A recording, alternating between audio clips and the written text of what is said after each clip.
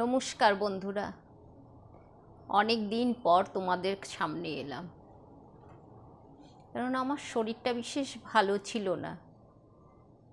2 মাস bed রেস্টে থাকার পর আজ এলাম তোমাদের কাছে।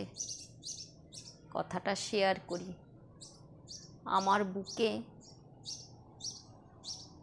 স্টেন বসানো হয়েছে 2টো। হার্টে ব্লকেজ ছিল।